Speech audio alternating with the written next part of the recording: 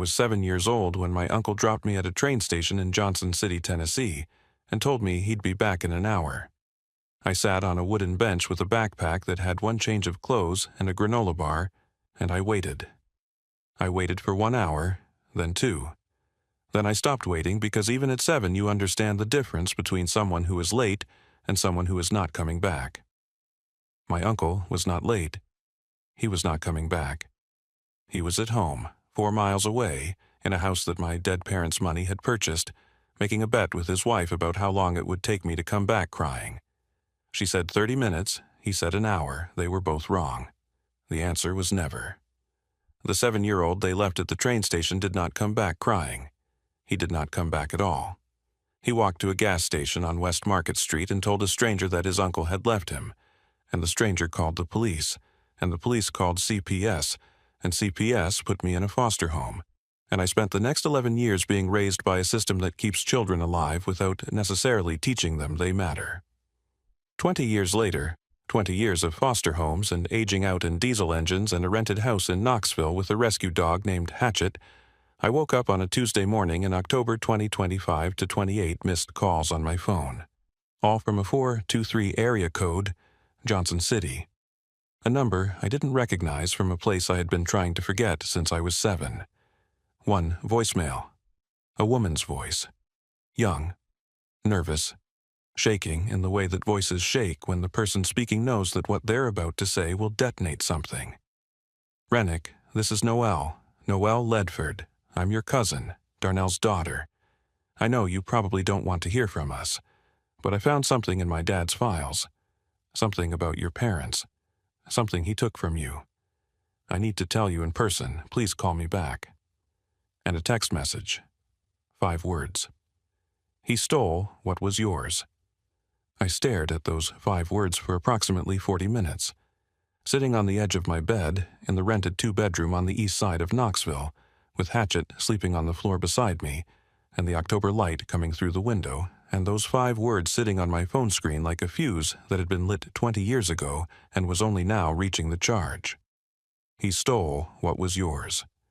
But before I tell you what my uncle stole, before I tell you about the $357,000 and the life insurance and the house in Asheville and the trust fund that was supposed to carry me to 18, and instead carried my uncle to a new truck and a bigger house and a life built on a dead couple's money, I need to tell you about the train station, because the train station is where Rennick Ledford began.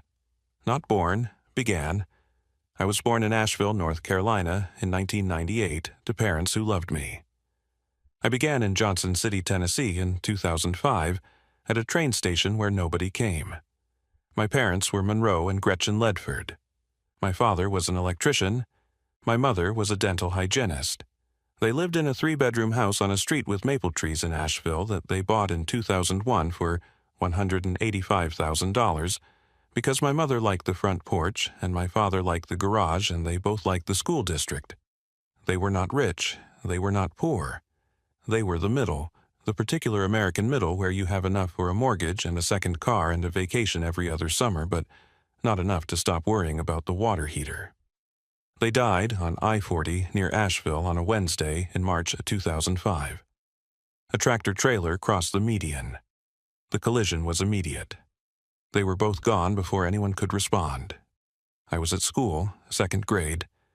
A teacher named Mrs. Hoffman pulled me out of class at 1:15 p.m. and walked me to the principal's office, where a woman from CPS was waiting, and the woman told me that my parents had been in a car accident and that they were gone, and I asked her what gone meant because at 7 years old, gone is a direction, not a condition, and the woman said, "They're not coming back, sweetheart."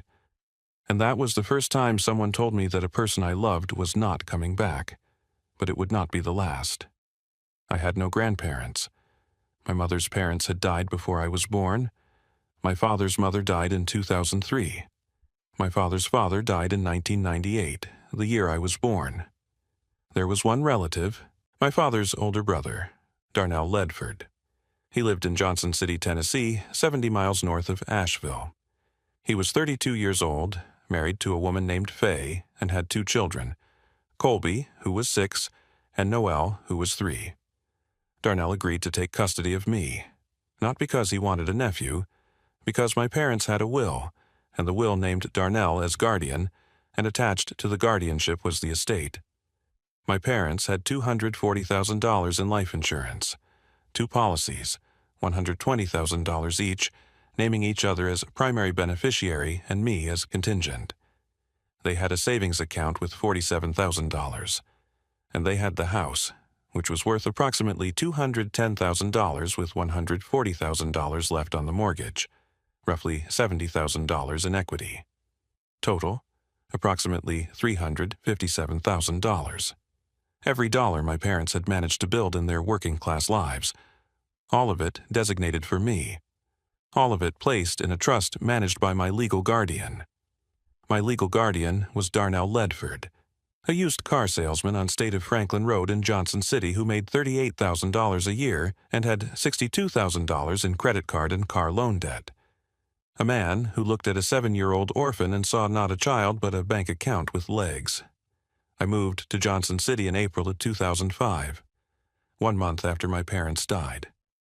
I remember the drive, Darnell's truck, a faded red Dodge Ram with a cracked windshield and a pine tree air freshener that was supposed to smell like pine, but smelled like chemical disappointment.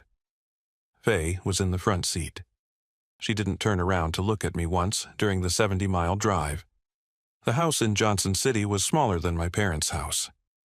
2 stories, 3 bedrooms, 1 for Darnell and Faye, 1 for Colby, 1 for Noel. I was given the couch, not temporarily, permanently. A couch in the living room with a blanket and a pillow, and the implicit understanding that a guest, even a permanent one, does not get a room. I was not enrolled in school. 5 months passed and Darnell never registered me. I don't know if this was negligence or strategy. An unenrolled child is an invisible child, and an invisible child doesn't have teachers asking questions about why he sleeps on a couch and wears the same clothes 3 days in a row. I was grieving. I wet the bed, the couch, regularly. I had nightmares. I cried in my sleep. These are normal responses for a 7-year-old whose parents have just died. Faye did not view them as normal. She viewed them as annoying. I heard her say to Darnell one night when they thought I was asleep, "That kid is too much work. I didn't sign up for this." "You didn't sign up for the kid, Faye. You signed up for the $357,000. On a Saturday in August 2005, 5 months after I arrived, Darnell told me to get in the truck. We drove to the train station, a small Amtrak stop on Depot Street in Johnson City. He parked, told me to get out. "Stay here. I'll be back in an hour." "Where are you going?" "I've got an errand. Just wait on the bench. I'll be back." "Can I come with you?" "No, wait here." He drove away. I sat on the bench. I had my backpack, 1 change of clothes, a granola bar, a Spider-Man action figure that had been my favorite toy since kindergarten, and that I had brought from my parents' house because it was the last physical object that connected me to a life where people came back when they said they would. I waited. 1 hour. 2 hours. The sun moved. The shadows changed. A train came and went. People walked past me, adults, commuters, station workers, and none of them stopped, because a 7-year-old on a bench is not unusual enough to investigate, and the world is full of children sitting in places where adults have left them. At approximately 5:30 p.m., 3 hours after Darnell dropped me off, I stopped waiting. I didn't make a conscious decision. Something in my 7-year-old brain simply recalculated.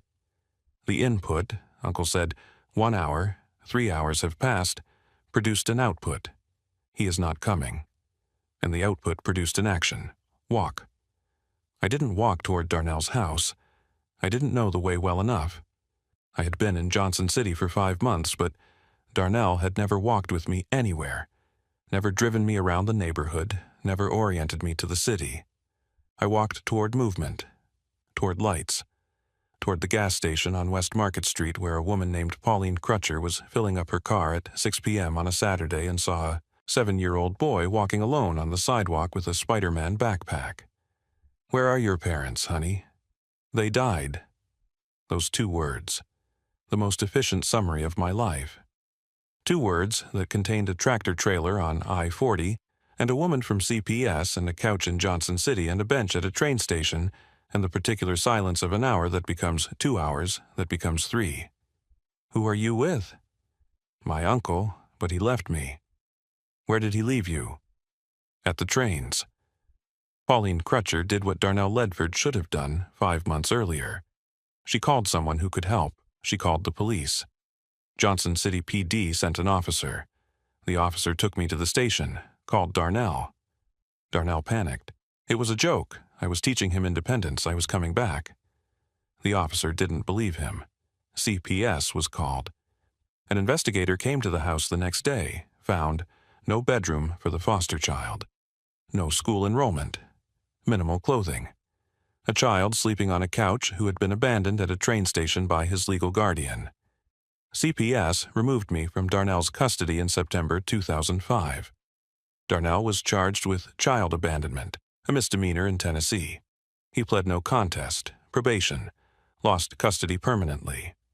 I entered the Tennessee foster care system, 7 years old, no parents, no trust fund, though I didn't know about the trust fund, no family, nothing except a Spider-Man action figure and the knowledge that the world contains 2 kinds of people.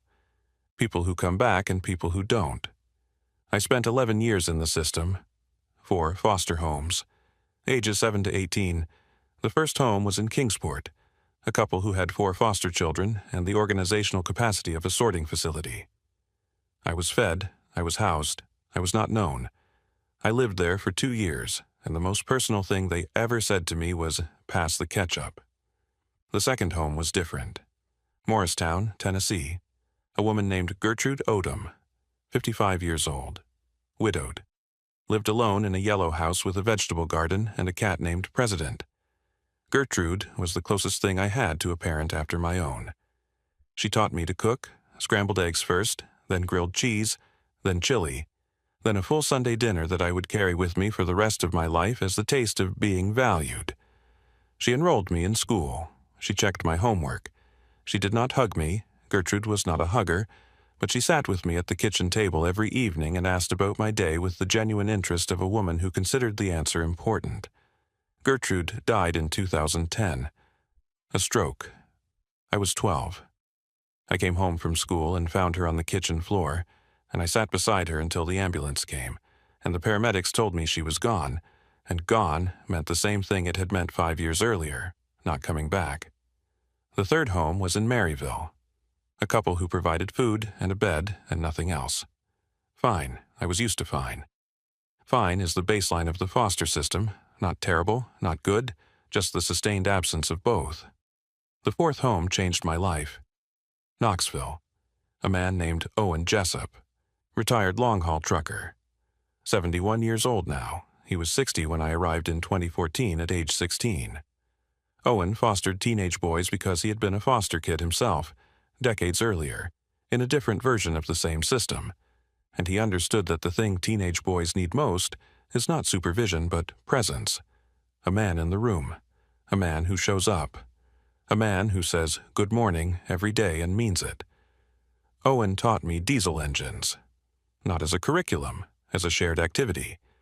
His garage had a 1987 Kenworth T600 that he was restoring, and he let me hand him tools, and then he let me hold the wrench, and then he let me do the work, and over 2 years of evenings in that garage I learned that I could fix things.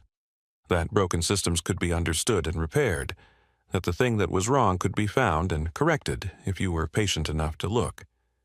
I aged out of the foster system at 18 in 2016. No ceremony, no graduation. You turn 18 and the system stops. The checks stop. The social worker stops calling. The structure that kept you alive for 11 years simply ends, like a subscription you didn't know had a cancellation date. Owen didn't let me disappear. He helped me get a job at Ridgeway Fleet Services as an apprentice diesel mechanic. He let me sleep in his spare room for the first 3 months until I could afford a deposit on the rental house on the east side. He showed up to my first day of work and shook my hand and said, "You're going to be good at this, because you already know how to fix things that other people gave up on." I have been at Ridgeway for 9 years. I make $52,000 a year. I am the mechanic that dispatchers request for the complex jobs, The ones where the diagnostic doesn't match the symptom and the engine is doing something that the manual doesn't explain. I fix those. Because Owen taught me patience, and my parents taught me steadiness, and the foster system taught me that if you wait long enough and look hard enough, you will find the broken part. I drive a 2015 Chevy Colorado. I rent a 2-bedroom house for $950 a month. I have a dog named Hatchet. A mutt I found at the Knoxville Animal Shelter 3 years ago, 50 pounds of brown fur and bad manners, and the specific loyalty of an animal who has also been abandoned and knows the value of a person who stays. I had no idea that my parents had left me $357,000. I had no idea that Darnell had stolen it. I had no idea that the house in Johnson City, the house where I slept on a couch for 5 months before being dropped at a train station, was purchased with the life insurance money that my dead mother and father had designated for me. I had no idea for 20 years, until Noel's text. 5 words. He stole what was yours. I did not call Noel back immediately. I waited 24 hours, not out of spite, out of the particular caution of a man who learned at 7 that responding to a Ledford's invitation is dangerous. I sat with the information for a full day. I went to work. I replaced a turbocharger on a Freightliner Cascadia. I ate lunch in the break room. I drove home. I fed Hatchet, and I sat on my bed and I looked at the 5 words and I decided, at 7:43 p.m. on Wednesday evening, to call. Noel. Rennick, thank you for calling back. What did he steal? She told me.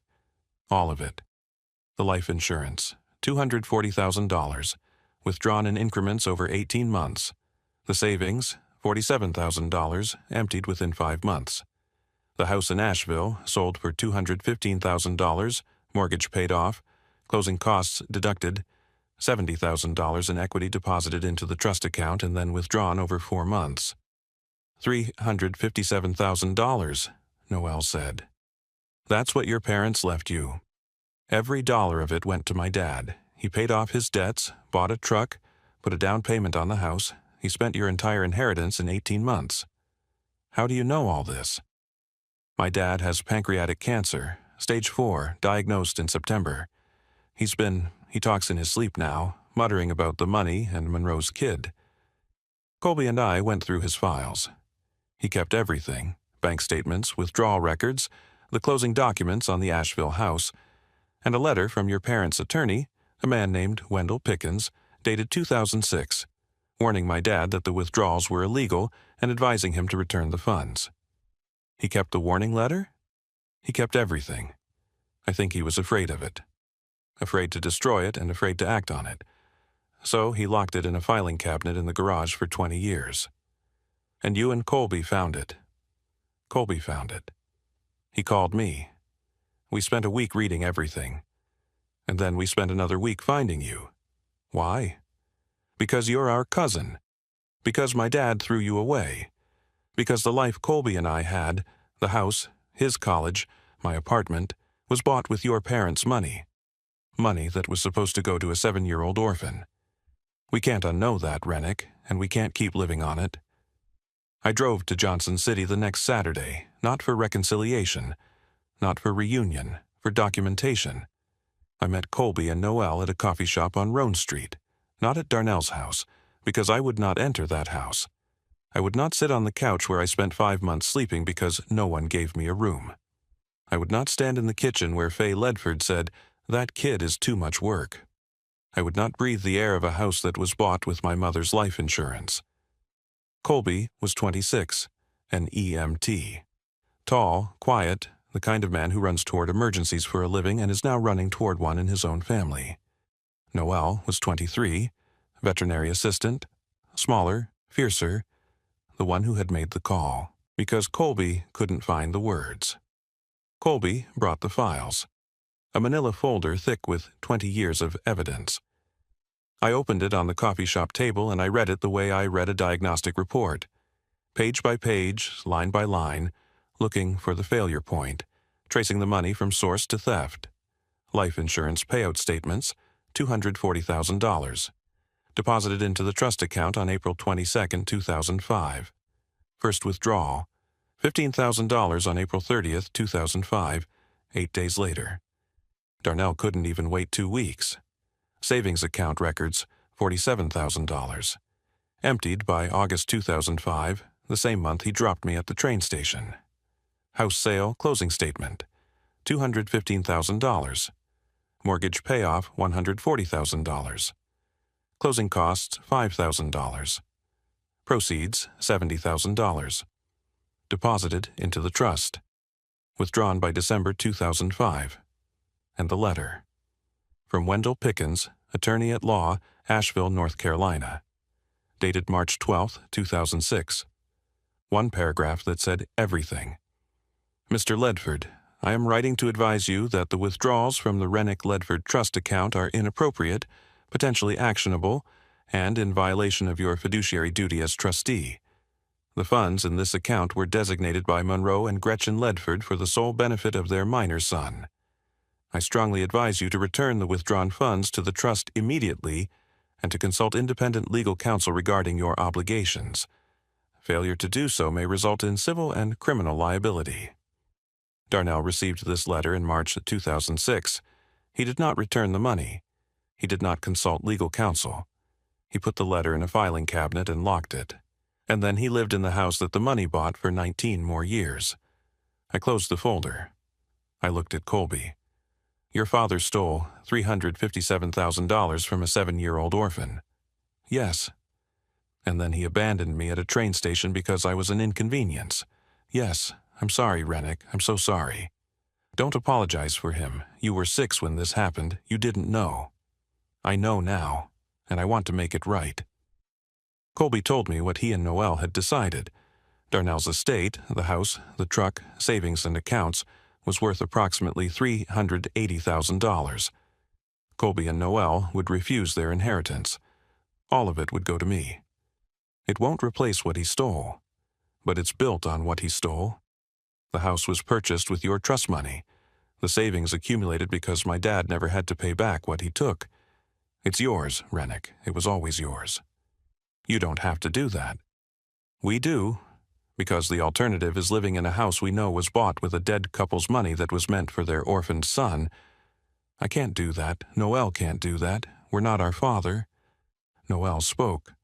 Rennick, Colby, and I grew up being told you were a problem child who ran away, that you were difficult, that my parents tried their best and you just couldn't be helped. I believed that for 23 years, and now I know it was all a lie. You didn't run away. You were thrown away by a man who had already taken everything you had. I looked at my cousins. These 2 people I hadn't seen since they were children, since I was a child. They were sitting in a coffee shop in the town where I was abandoned, holding a folder full of evidence that their father was a thief, and offering me everything he left behind. Not because they owed me, because they chose to. There are 2 kinds of people in the world. People who come back and people who don't. Colby and Noel came back, 20 years late, but they came back. I went to Darnell's house, against Owen's advice. Owen had said on the phone the night before, "Don't go, son. That man doesn't deserve your time." Owen was right. Owen is always right. But I went anyway, because I needed to stand in front of the man who left me at a train station and hear him explain why, in the same voice that had said, "I'll be back in an hour," and then hadn't. The house was on a residential street in Johnson City, a 2-story, 3-bedroom house with a 2-car garage, and a yard that needed mowing, and a front porch with a rocking chair that nobody rocked in anymore. The house that cost $197,000 in 2005, a $45,000 down payment pulled from my trust fund, a mortgage paid with money that should have been mine. Darnell was in a hospital bed in the living room, 52 years old, pancreatic cancer, 3 to 6 months. But looking at him, I would have guessed 3 weeks. He weighed maybe 87 pounds. His skin was the color of old paper. His eyes, when they found me in the doorway, were the eyes of a man who has been expecting a visitor he has been dreading for 20 years. Rennick. Darnell, you came. Not for you, for me. I need to hear you say it. Say what? That you stole $357,000 from a 7-year-old orphan. That you spent my parents' life insurance on your truck and your house and your debts. That you dropped me at a train station because once the money was gone, I was just a cost. Say it." The room was quiet. The particular quiet of a room where a man is dying and the truth is heavier than the morphine. "I took the money," Darnell said. His voice was thin, the voice of a man whose body was consuming itself. "All of it. I told myself I'd pay it back. I never did." "And the train station?" "Faye wanted you gone. She said you were too much work. I drove you to the station because I didn't know what else to do. I thought you'd come back. I was 7. I know. You left a 7-year-old at a train station because your wife told you to. I was weak, Rennick. I was a weak man with your parents' money and a wife who didn't want their kid. And I made the worst decision a man can make. I chose convenience over responsibility." "You didn't choose convenience. You chose theft. You stole my childhood and my inheritance. You took everything my parents left for me and you spent it on yourself, and then you threw me away like a receipt. I'm sorry. You're dying, Darnell. Sorry is easy when you're dying. Sorry would have meant something 20 years ago, when I was sleeping on a stranger's couch in Kingsport wondering why my uncle didn't come back to the train station.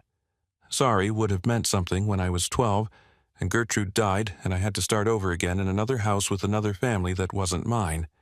Sorry would have meant something when I aged out at 18 with nothing, no money, no family, no foundation, because you had stolen the foundation my parents built for me. I know. Do you know what I did after the train station? Do you know what happened to the 7-year-old you bet would come back crying in an hour? I don't. 4 foster homes. 11 years. I slept on other people's couches and other people's beds in other people's houses for 11 years because my uncle stole my money and dropped me at a train station. I aged out at 18 with nothing. No trust fund, no savings, no family. I became a diesel mechanic because a retired trucker named Owen Jessup taught me to fix engines because the state of Tennessee didn't teach me anything else. Everything I have, the job, the truck, the house I rent, the dog, I built from the floor of a system that you put me in, with my own hands, on a foundation of nothing, because you stole the foundation my parents built for me."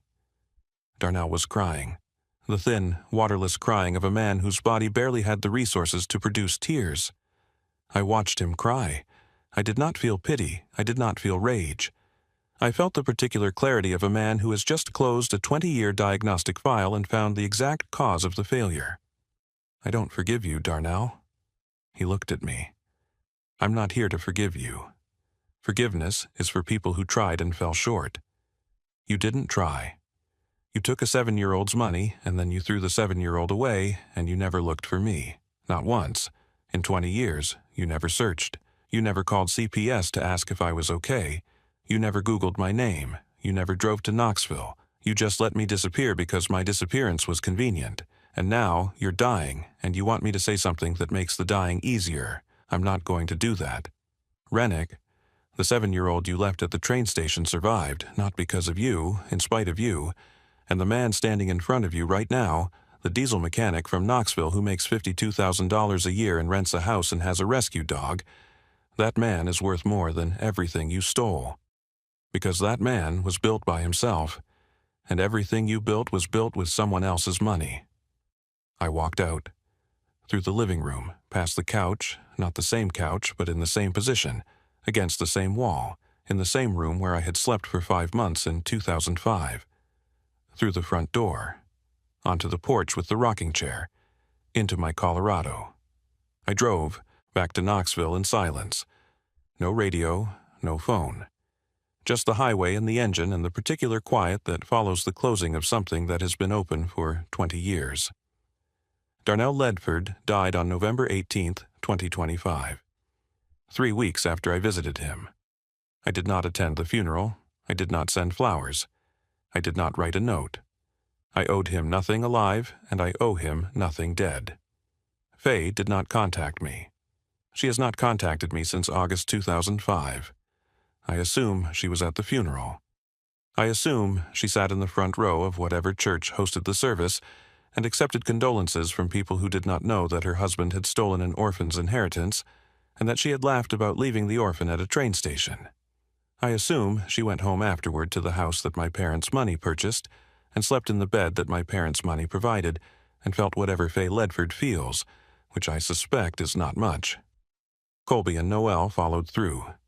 They refused the estate. Their attorney worked with mine, a woman named Vera Schiff in Knoxville whom Owen recommended, to redirect the inheritance. The house sold for $286,000. Combined with Darnell's truck, savings, and accounts, the total came to approximately $380,000. All of it transferred to me. $380,000. Roughly the $357,000 that was stolen, plus 20 years of appreciation on the house. The math is not exact. Justice rarely is. I sat with the money for 2 weeks. I did not spend it. I did not celebrate. I went to work. I fixed diesel engines. I came home. I fed Hatchet. And I thought about what to do with $380,000 that was blood money.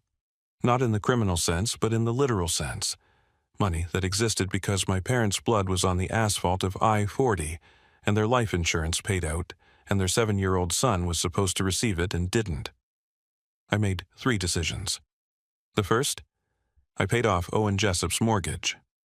Owen's house in Knoxville, a small 3-bedroom where he had fostered 7 boys over 15 years, including me, had $78,000 remaining on the mortgage. I called the bank, paid it, done.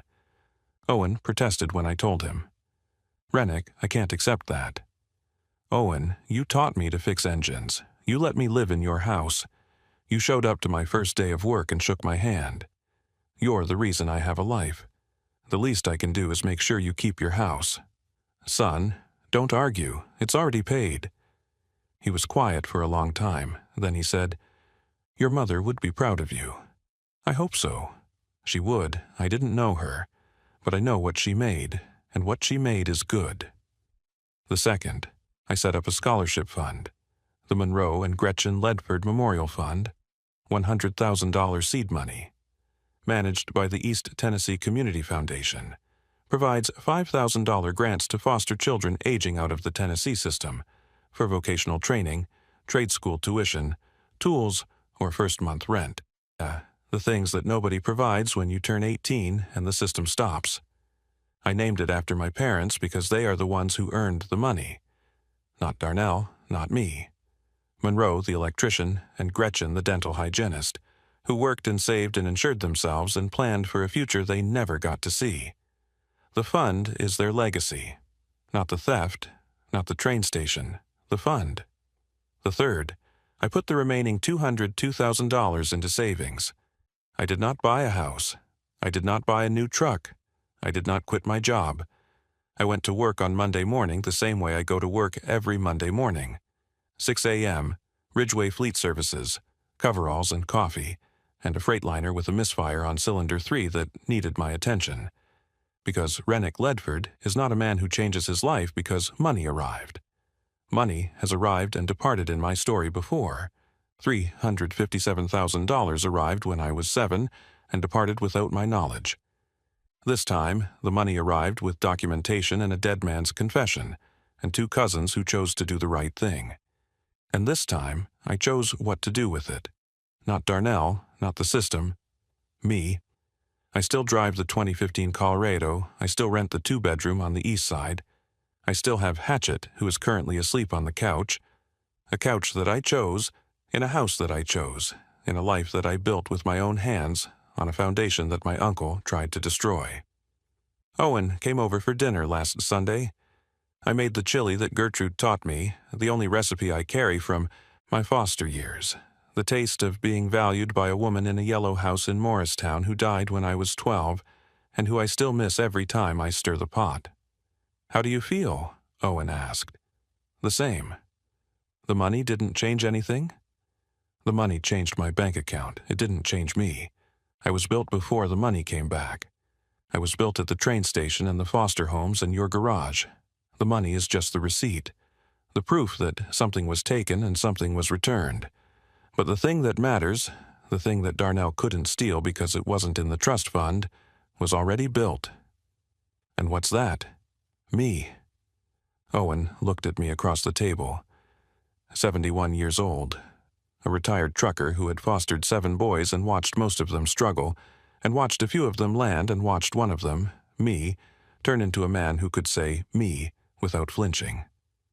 Your parents would be proud, Rennick. I know. I just wish they were here to say it.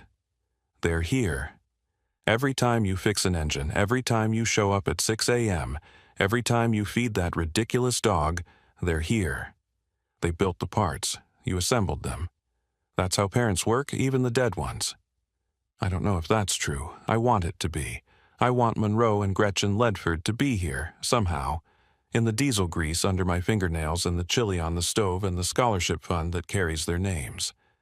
I want them to know that the 7-year-old who was left at a train station didn't stay there, that he walked, that he kept walking, that he is still walking, 20 years later, in a rented house in Knoxville, with a rescue dog and a steady job, and $202,000 in the bank, and a paid-off mortgage on the house of the man who taught him that showing up is the only thing that counts. I don't forgive Darnell Ledford. I will never forgive Darnell Ledford. Forgiveness requires an acknowledgement that the harm was an aberration, a departure from an otherwise good character. Darnell's harm was not an aberration. It was his character. He stole from a child and abandoned the child and lived off the theft for 20 years, and only confessed because cancer forced his hand. That is not a good man who made a mistake. That is a weak man who made a choice, and the choice cost me my childhood. But I will not carry his name like a wound. I will carry my parents' names, Monroe and Gretchen, the electrician and the dental hygienist who left their son $357,000 and a life insurance policy and a 3-bedroom house with a front porch and a good school district, because they were the kind of parents who prepared for the worst, and the worst came, and the preparation was stolen by a man who didn't deserve custody of a goldfish, let alone a child. Their names are on a scholarship fund now. Their money is helping foster kids get started in the world, the same world that chewed me up and spit me out, and then, somehow, through Gertrude and Owen and a gas station stranger named Pauline, put me back together. I am 27 years old. I am a diesel mechanic. I make $52,000 a year. I rent a house. I drive a Chevy Colorado. I have a rescue dog named Hatchet who sleeps on the couch, on a couch that belongs to me, in a house where nobody leaves and nobody gets left. That's enough. That's more than enough. That's everything. If you sat through this entire story, if you felt the bench, the gas station, the couch, the garage, the chili, then you already know why I told it. Not every kid at the train station gets found. Not every foster child gets an Owen. Not every stolen inheritance gets returned. But every person listening to this knows someone who was left somewhere. A train station. A bad home. A system that stopped caring. And that person is still walking. If you're that person, keep walking. The bench is behind you. What's ahead is yours. If you know that person, call them. Not tomorrow. Now. Tell them the 5 words that matter more than the ones Noel sent me. Not, he stole what was yours. Something better. Something that Gertrude said to me every night before I went to bed in the yellow house in Morristown. Something simple. I'm glad you're here. Say it, mean it. And then stay, subscribe. The next story is already waiting. Just like you were.